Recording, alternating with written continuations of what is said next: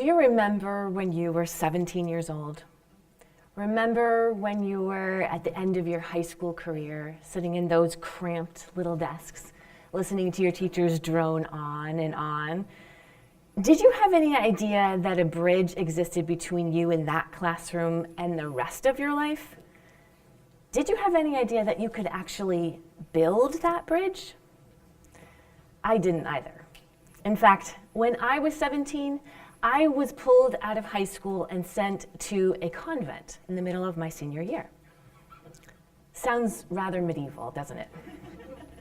But in the small Christian commune where I grew up, it was actually fairly normal. From the time my friends and I were little girls, we were taught that becoming a nun was the highest calling. So even though I was shocked to find myself in the middle of this convent at such a young age, I wasn't really that surprised. Now, I was one of the good girls, and it never occurred to me that I could actually do anything about being sent to this convent, like say no. My whole life it had been drilled into me that if I didn't follow God's will for my life, I was going straight to hell. On the streets, addicted to drugs, maybe an alcoholic, certainly a whore. So when Mother Betty called me on Christmas Eve to tell me that it was God's will that I entered the convent that night, it didn't occur to me to say no. In my mind, that would have been saying yes to a life of unspeakable horror and shame. So the commune where I had grown up had always insisted on unquestioning obedience. But the convent took this idea of obedience to a whole new level. Everything was decided for me, down to the food that I put on my plate. If I made the mistake of skipping the kielbasa in the buffet line, several nuns would suddenly appear and stand over me until I'd finished every last bite. So, in order to survive, I had to be quiet and do what I was told. But from the very beginning, my body was sending me signals, this isn't going to work. I was assigned to work in the kitchen, and all day long I pulled these sheet metal pans in and out of the ovens. And I was always forgetting to use the pot holders. So I had these burns on my hands, up and down my arms, and I was constantly in pain. I couldn't figure out what was going on. Why am I always burning myself? I was also responsible for defrosting all of the food for the next day's meals for 80 sisters. This meant walking into the walk-in freezer and hauling out 20-pound logs of turkey or a 50-pound crate of chicken legs. And I was supposed to do this every night before I went to bed. But I'd forget. No matter how many Post-it notes I stuck on my prayer book, I'd still forget. So every night I'd crawl into bed, exhausted, drifting off to sleep, and suddenly I jerk awake. Oh no, the freezer! I'd leap out of my bunk, pull on my long beige skirt over my flannel nightgown, and go tearing across the lawn to see if I could make it to the building before they locked it for the night. Night after night this happened, and I couldn't figure out what was going on. Why can't I remember anything? I seemed to be in a daze, even tripping over my own feet. The convent had these 4.5-foot window wells all around the perimeter of the building. I can't tell you how many times I fell into one of these window wells with my cello while I was walking to one of these orchestra rehearsals. I was never hurt, and neither was my cello, but I couldn't figure out what was going on. Why am I always falling? Well, my body was sending me signals. This isn't working, this isn't you, wake up. But I couldn't hear. And the longer I stayed there, the more my body screamed. By the end of 4 years, I was literally shaking with pent-up rage. Sitting in the sewing room, bent over an old Singer machine, or vacuuming the green-tiled stairwells, I could barely contain it. And I didn't know what was going on with this shaking. All I knew is that it was getting harder and harder to silence myself. Well, as strange as it may sound to you, and to me too, frankly, it never occurred to me that I could actually leave, or really that I wanted to. But one day, I found myself standing in the middle of France on a mission trip, and one of the nuns turned to me and she said, I see you at a crossroads. You could either stay here and make, the convent your life, or you could leave. And in that moment, when she said, "You could leave," it was like a light bulb went on. I don't have to do this anymore.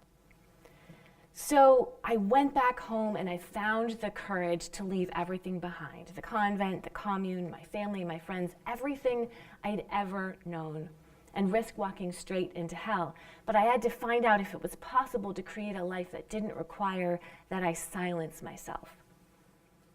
Well, despite all of the predictions otherwise, I didn't end up on the streets or addicted to heroin. Instead, I ended up graduating from Wellesley College and then going on to do my master's in writing. And along the way, I discovered that I not only had a gift for writing, but I had a gift for teaching writing. So by the time I graduated from college, I had this huge roster of students that I was working with on their college applications, helping them express their very best selves. And really, this was the key to their applications, this celebration of who they were and what their unique contributions were. And right away, these students were getting amazing results, all of them getting into some of the very best colleges in the nation. So looking at these results, I figured, wow, I found my calling, helping students recognize and express their unique selves. So a number of years went by, and I found myself working with the largest class of seniors that I'd ever worked with. All of these kids were incredible. They had top grades, top SAT scores, high-level extracurriculars, accolades, awards, captains of sports teams, academic teams, everything everyone said that they needed. But something was wrong, and it started with the unbelievable levels of stress that these kids were dealing with. They'd show up to their sessions literally shaking. Their knees are bouncing up and down. They can't look me in the eye. They're terrified they're not going to get into a good enough college, that they're not good enough. So I'm sitting next to them watching this shaking, and I start to have this dawning recognition. These students had been given one path to success, just the way that I had been given one path when I was sent to the convent. I started thinking, no more, this system that takes these incredible kids and shoves them down one path. I've got to do something about this. But what? So a few months later, it's March, and the flurry of admissions letters are coming out. And despite all of the stress, I'm sure that all of these amazing kids are going to be getting into their top choice schools. They'll be jumping for joy. But it turns out that only 2 students were accepted into their very top choice schools.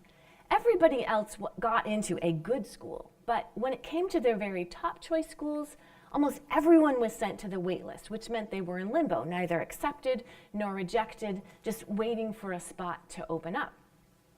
What was going on? Why, with their incredible academic performance, their impressive resumes, their beautiful essays, why weren't they getting accepted?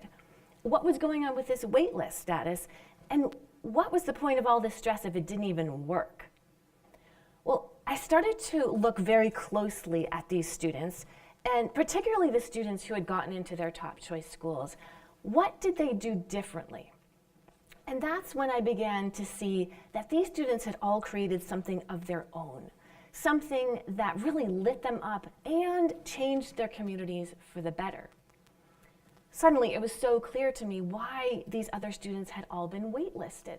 They were too good on paper to reject, but they had nothing to distinguish them from everybody else. Well, it got me thinking, what if there were a way to teach students to discover what lights them up, and then to create a project that showcased this unique interest and served their communities in a really meaningful way? And as soon as that idea took hold, it was so easy to see that creating a project like this would radically change students' high school experience. It would launch them out of this old mode of passive obedience, and automatically, just by having a purpose and an excitement, plummet their stress and rocket their joy. They'd start thriving instead of surviving, all because of the pride that would come from knowing what their gifts were and how to bring them to the world. And as a result, they'd also end up increasing their chances of acceptance at their top choice schools because they become so compelling. Well, the more I thought about it, the more obvious it was that every student needed this to be completely lit up with excitement at their own gifts. But the question was, what exactly created this excitement? How could students who'd never really felt much excitement about anything before suddenly wake up to their interests? And as I began to look closely at this, I began to see that the excitement really popped when students began to ask two questions. What lights me up? And what problems do I want to solve? And then the next step was, once they'd answered those questions, was to go out and build a bridge between the thing that lit them up and the need that they saw in their communities. So that's exactly what I started doing. And the projects these kids have built are incredible. Let me share some of the results that I've seen. I'll start with Bain. She was an extraordinary young woman that I met when she was a sophomore in high school. And when I met her, she was really struggling because of severe dyslexia. But she did not want to let that define her. So she started to ask these two questions. What lights me up, and what problems do I want to solve? Now, as a freshman, she had joined her high school's criminal justice program and become incredibly passionate about it. She started to envision herself in a career as an attorney. But the fee to join this program was out of reach for many of her friends, and she felt it was unfair for them to be excluded from a program that had lit her up so much and given her so much hope about her future. So she decided that she would launch her own nonprofit organization to raise money for these kids, and she went on to pitch it to the Wharton School of Business, where she was the only teenager out of 72 companies to be chosen to work with them. And shortly after that, she received $100,000 in her first fundraising efforts. And today, she's in the process of bringing this program to schools all over the US. Now, this is a student whose dyslexia was so debilitating that one teacher told her she had a 50% chance of graduating high school. She could have just given up, but now she's thriving. And in fact, her father called in tears to say he was now at peace about his daughter's future. And isn't it this discovery of who we are and what lights us up and how to bring our gifts to the world, isn't this that gives us the greatest pride and happiness? That's certainly the experience that Alex had, another high school student, over the past year. Just a year ago, Alex was trudging home from school every day and plopping himself down in front of his computer to play video games all afternoon. He was like so many high school students, grayed out, uninspired, just going through the motions, but also stressed because of the immense academic pressures and the looming college applications. But Alex was getting fed up with this situation. He knew that he had so much more to give than this, so he started asking these two questions. What lights me up? And what problems do I want to solve? He started looking around his high school and recognizing that almost everyone was feeling the same way that he was. And he wanted to find a way to help them celebrate who they were, to really focus on what was great about them, rather than just focusing on the grades and test scores. Now, he had heard about Humans of New York, which is a project where this photographer in New York City goes around the streets and takes pictures of whoever he sees. And in the process of taking pictures, he'll ask his subjects about their lives, and these incredible stories come out. Well, Alex was so moved by these stories that he decided he wanted to do something similar. So he started to go around his high school and to ask students questions like, what's the coolest thing you've ever built? What's the best thing that's ever happened to you? And just as he'd hoped, story after story came pouring out. By the end of the year, he'd done dozens of interviews, and he'd had the opportunity to listen to students really open up and share stories he would normally never get to hear. But these interviews didn't just create a connection for him, they created a connection for everyone involved. The students would say things like, "You have no idea how much I needed that," when he was done. So Alex decided to pull all of these interviews together into a video montage, and he organized an end-of-year celebration for his school where he showcased all of these stories to a standing ovation. Afterward, Alex told me that creating a project like this changed him from someone who cared only about pleasing others to every day asking himself, How can I respect myself? Wow. Now that's when we feel incredible, isn't it? When we respect ourselves. Now, Alex was 17 years old when he created this transformation. So remember your 17-year-old self? What if back then you had asked yourself these two questions? What lights me up and what problems do I want to solve? Do you think that your life would be any different today? Well, what if you were to ask those questions now? What might you learn? What would you create? What would you build?